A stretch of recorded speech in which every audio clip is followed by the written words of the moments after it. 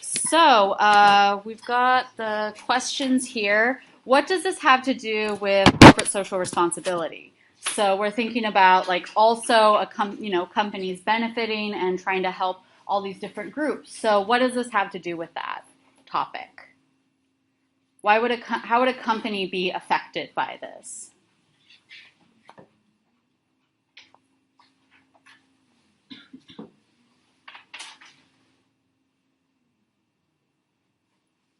No, sir. Thank you. Maybe because the company focuses on men shaving, Okay.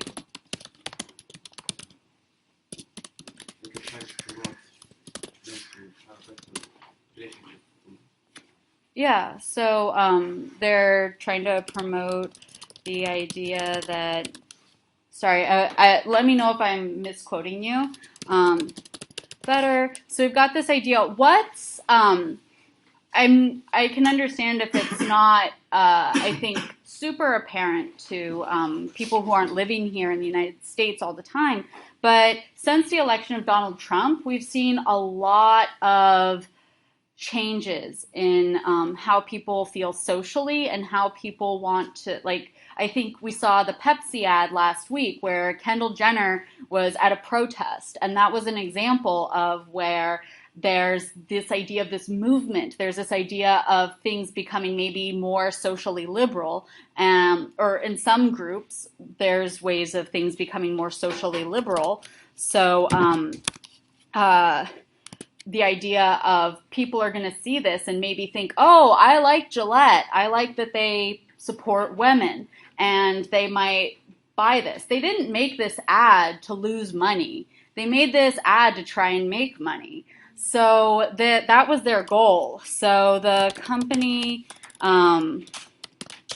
trying to capitalize on the growing social movements. So yeah, we've got this sense that the company Gillette is trying to capitalize on growing social movements. The Me Too movement was extremely had a lot of momentum here in the United States since it started, and there's been it's a very controversial topic. And I think that, we can see that in how people responded to Gillette. So we've got this idea. And we've got people who are directly affected. So that means that we've got people like maybe the group that they're trying to talk to. Which means like men customers were angry. Some people liked it. It's like I really liked it as an ad. I thought it was really neat and well done. Yeah. I feel like what they're trying to do is like saying that by using their products you can be a better man. Yeah. So like it's not like targeting badly men and saying all of you suck. It's just saying you can do better, and if you use our products you can be this man that society wants, like, that strives to be. Yeah, I think so, that it can be this way of like, it's an invitation. It's not yelling. It's not direct, like, you guys suck. It's not that. It's like, we want you to be better. Yeah, exactly. So invitation to, I think do better. And if I'm misquoting you or you think there's a better way to say it, but there's this invitation to do better. It's not punishing or saying you suck. So we've got this message here that even though that was their intent, the impact was different. So it's, I think, we've got this way that some customers were very angry. Some were receptive. Some thought it was really neat. Like, for example, I really liked it. And then you've got maybe people indirectly affected. Maybe other companies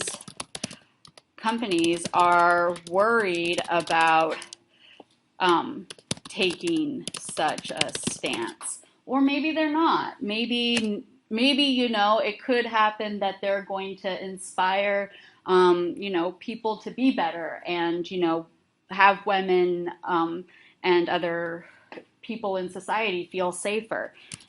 Maybe people feel safer. So who knows? It might not happen, but it's probably not going to happen with one advertisement. But it's kind of there. So we've got this idea, and I want to, if we have time at the end of class, I want to talk about how could this lead to a topic and research question for paper 2, because my main focus for today that I want to make sure we have plenty of time to work on is going to be the idea of how to write paper 2. So I'm going to go ahead and pass out, I've got a framework, let's go over some more. I'm going to pass this out in a bit, but we'll come back to like how this could lead to a topic and research question for paper 2. If you want to see how like an interest or a commercial becomes a topic and research question, you can watch the YouTube playlist I sent out last night over email. There's a link to it in the Living Reader. So we're going to be talking about the topic and research question, proposal, annotated bibliographies, and writing paper 2. So just a reminder, this is the timeline we've got that we're looking at. We're going to talk about the writing process this week. And then here, you should have your topic and research question by now. So make sure that if you don't have that, watch the videos, read the book. Make sure that if you're still, after you've done that, if you still have questions and you really need help, come see me and then show me what you've done. Show me the questions that you've answered from the book and let me know like what I can do to help and how you're stuck. The proposal is from this handout last week.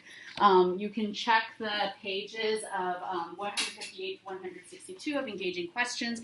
It gives a sample research proposal and also talks about what you need to do, where you have the double space 1-inch margins times 12 point times New Roman font. So that's going to be what you have to do for the research proposal. When is that due? 21st, yeah, so next Monday. So, and that just means like the first part is going to be, an overview of the topic as well as your research question, your purpose. Review of the literature means you're writing about what you've read about, so make sure you're finding the articles that you need. The methods is stating that you're doing secondary research. So you've got that handout from last week. It's also on Blackboard and the Living Reader. Annotated bibliographies, you've got the 3 parts in each annotated bibliography. If you go into the Living Reader, you can find it. I don't have color printing, so I wasn't able to give you colored ink, but if you go to the Living Reader, also the downloaded thing, you can see like, oh, here's the directions for summarize. Here's an example of summarize. So that's going to be important for that process. Does anyone have questions about either the proposal or the annotated bibliography? Everyone seems good? There's some directions in the book about annotated bibliographies, but we're doing something different, but it's still the same kind of thing. So the next thing is going to be writing paper 2. So I'm passing out the handout that we'll be using to learn about writing paper 2. It's going to be really similar to writing paper 1, but there are going to be some differences, so we'll go over that one.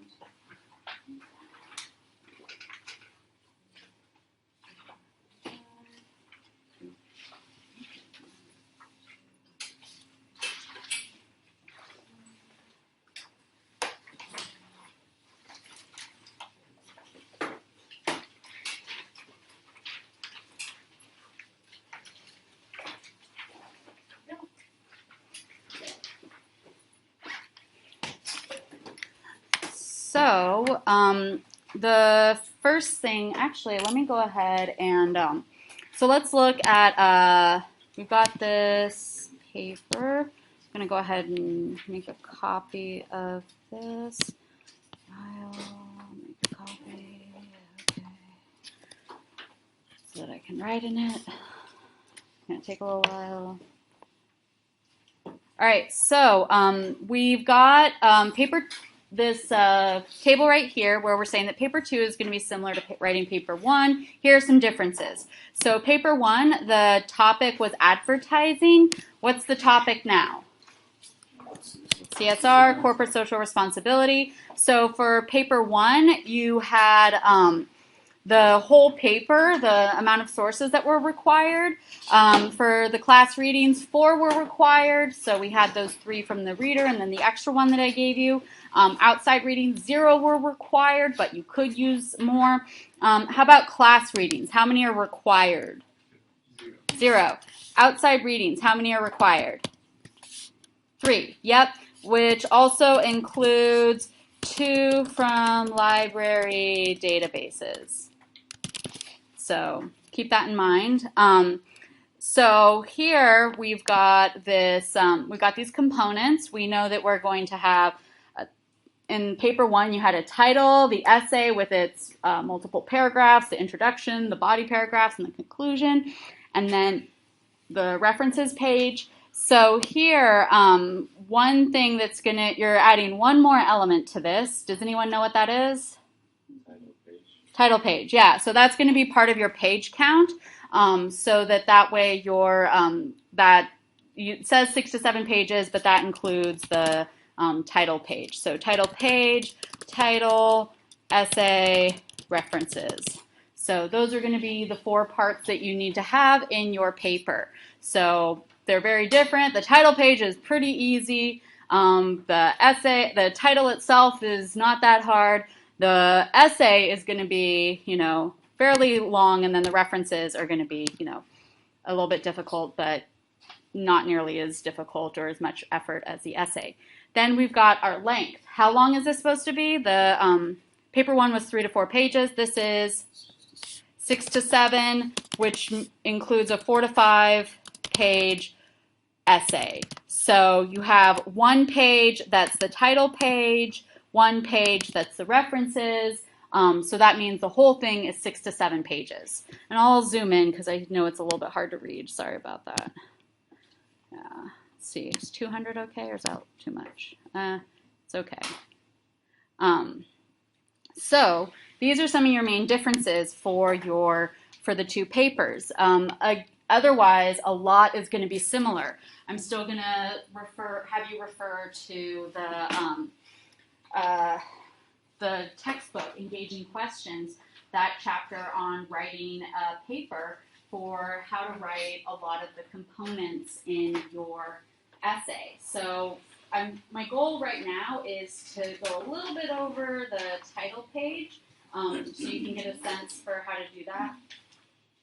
And then see what you can remember from your experience with your previous paper so that way you are able to build your own template, kind of build this template so that you can remember what you know, and also kind of,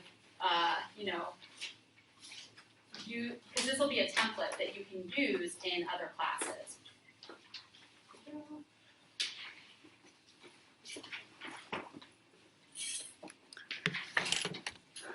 So the document that I'm handing out now is from this web page. So this is what it looks like. And what we're focusing on is this part right here. This is what you have to include on your title page, this information. You don't have to include the author note. That's not required in this paper. If you include it, that's fine. I'm not going to grade it. It'll be there. But what is required is this information right here. You do not have to put a running head, but you may put a running head if you like. This document is available online. It's linked in the Living Reader. So what information is included on the title page in this section right here? What information? Yeah. Yep, title of the essay. So let's see. I'm going to go over here. We've got, so if you want to include, what you have to include on your title page, you have to include the title of the essay. And then what else is there?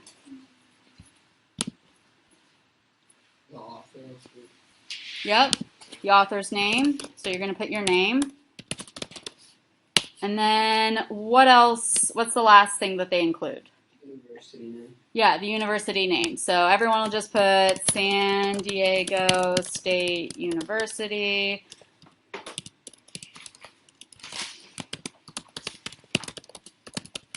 All right, so those are going to be the things that you include in your title page. So you can make any notes you want to for your paper. You don't have this image, but I want to point out that you still include your title in the beginning of your paper. So on the first page of your writing, include the title. So I wanted to point that out because I want to give you a chance to make the instructions for the title. So does anyone remember any of the instructions for the title from the paper 1 when we read the book? Anyone?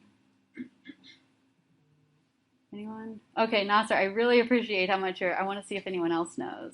Matale, were you raising your hand? I was, but I could be wrong. Okay, try. It's a. Also, one of the just general rules was that you write your title at the end of writing the essay. Is that what you're At the end of the essay? After completing.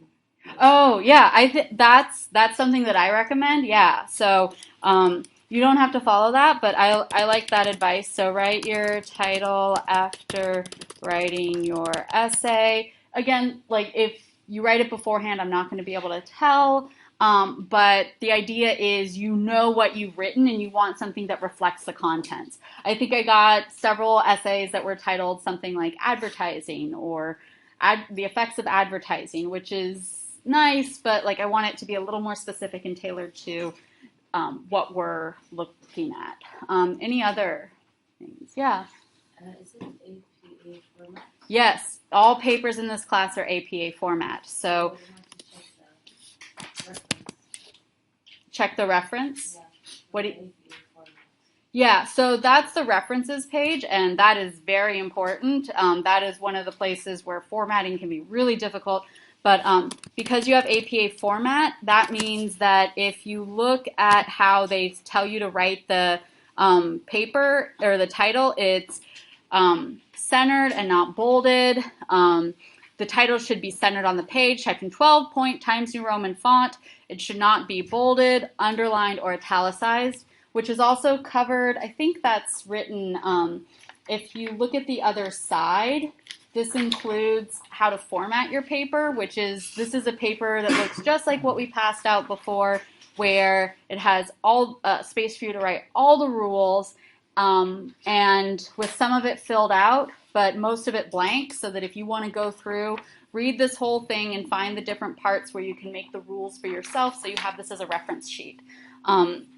So that means that if you're, I want to look, you can see that on the back of this page you have how to write the center. The alignment is, so this is just on the back of the page. You have it alignment center, indentation none, capitalization title case, emphasis none. Same thing for the title page, same format.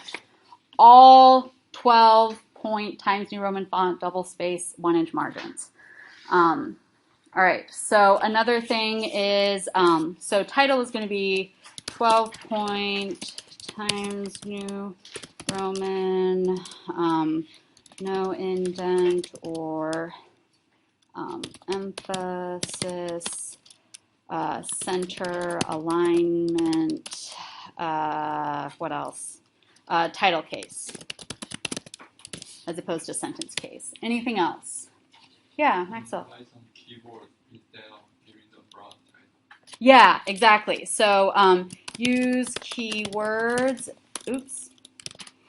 instead of a broad title, which is also like before you start writing, probably everyone in here could title their essay number 1, The Effects of Advertising, and that would fit. But what you specifically write about in your essay, it doesn't mean you have to have a huge long sentence, but it's nice if you can have a few more words that really help you figure out how to write a more specific title. So those are going to be, I think, some of the helpful instructions for writing your title. And you can think about this stuff when you're revising your paper 1. Okay, so now what I want you to do is I want you to focus on what you have to include in the different parts. So a lot of it is going to be very similar to the like the previous writing. So you can refer to the book if you have engaging questions with you. Get it out and turn it to the chapter on writing, which starts on page 65. I forget if I uploaded this or not, but you can read and figure out what the different parts are because you're going to use the same structure. So you're going to have the same things in the introduction, you're going to have the same things in the body paragraph. It's a synthesis essay, so that gives you another hint that the writing requirements are going to be the same, or the sources requirements are going to be the same. So right now, what I want you to do is work in your groups and try to figure out if you can remember what's included in each one. I want you to spend a few minutes on it, and we'll come back together in a few minutes, and I'll ask you for what you remember about how to write paper 1, what's included in each part, so that way you have these instructions for writing your own paper. So we'll come back together in a few minutes. Go ahead and get started.